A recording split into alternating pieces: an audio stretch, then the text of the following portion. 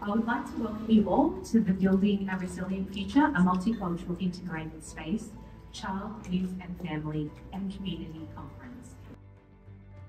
DCJ, along with our colleagues and good friends at Core Community Services, have been working closely together to bring today's conference.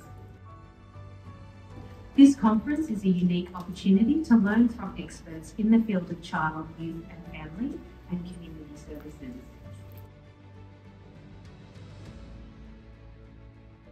I'm hoping that people have the opportunity to create a bigger understanding of their role and responsibility in proactively working alongside children, young people and families in a way that enables children and young people and families to be their authentic selves.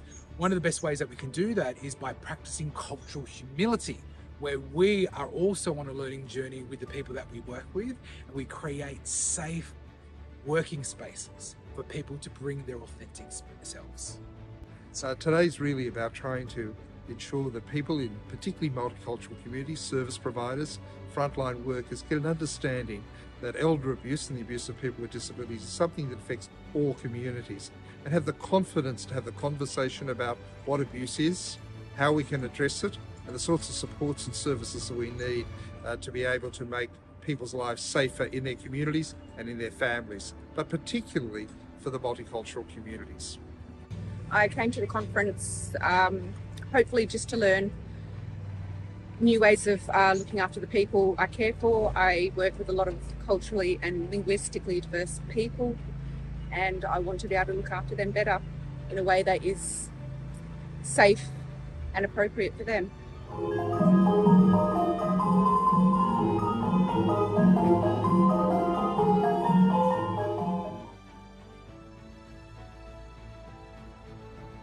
The building of resilience, from my point of view, is really critical. In many senses, the building of resilience starts with the building of resilience of individuals. And for many of us in this area, many of those providing services and advocacy, it's about the individual. This conference has convened a broad range of practitioners, researchers, policymakers and community representatives who will facilitate meaningful conversations, problem-solve ideas and share best practices approaches that are designed to support children, youth and families in our culturally diverse communities. A whole new world, a dazzling place I never knew. But when I'm way up here, it's crystal clear that now I'm in a whole new world with you.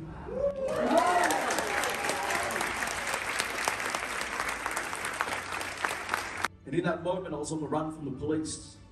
They raided my homes, they found hydroponic setup, they found a gun in my home, they found a bulletproof vest. I was looking at 12 years prison. I was on the run from the police for a couple of weeks. I put into this service station in Chester Hill. This man, he reached out to me. He saw I was in desperate need. I was in high on ice. He reached out to me and he invited me out to an event similar to this. So pleased to be in such a great place and having the opportunity to not only learn from the great people and their experience, but also to take all of what they've shared with us and take it with me home and think, can I apply that in within my community, within me as being a parent, or at my workplace, or my study, because what these people have shared is just something so emotional, so close to home. It just brings memories from how I sort of wanted to accommodate for myself, coming from a different background, coming from a different country, and you know, starting a new life here in Australia.